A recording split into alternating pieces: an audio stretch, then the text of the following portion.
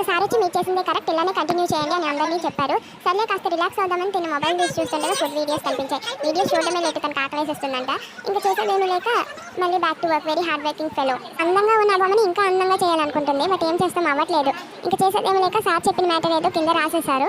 మా team members ఇద్దరు కష్టపడుతున్నారు, ఇంక నేనెందుకు ఖాళీగా ఉండాలని, నేను కూడా కష్టపడాలని నేను అటు ఇటు దిక్కులు చూస్తుండగా నాకు మేడం కనిపించారు. ఇంకా సార్ వచ్చి ఎంత కష్టపడ్డారు కదా, లాస్ట్లో మీ డీటెయిల్స్ రాయండి అమ్మా అంటే తిను బ్రతికున్న వాళ్ళని కాస్త చంపేసింది. అక్కడ డీటెయిల్స్ రాయు అంటే డెత్ అని రాసింది. అందరూ ఒక నిమిషం షాక్ లో ఉండిపోయారు.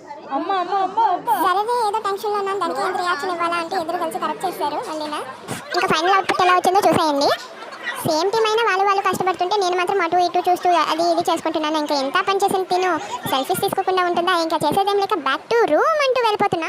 పాపం అక్కడున్న రిలాక్సేషన్గా ఉండేదేమో, క్లాస్ రూమ్కి వచ్చాక ఇంకా వర్క్ ప్రెజర్ అయిపోయింది. అప్పటికీ సార్ తనని అప్రిషియేట్ చేశారు. తను ఫుల్ హ్యాపీ. నేను ఖాళీగా ఉంటాను కాబట్టి వాళ్ళని విని డిస్టర్బ్ చేస్తూనే ఉంటాను. ఇది ఒక ఎండ్లెస్ ప్రాసెస్. మళ్ళీ బ్యాక్ టు వర్క్. ఈ వీడియో మీకు నచ్చినట్లయితే సబ్స్క్రైబ్.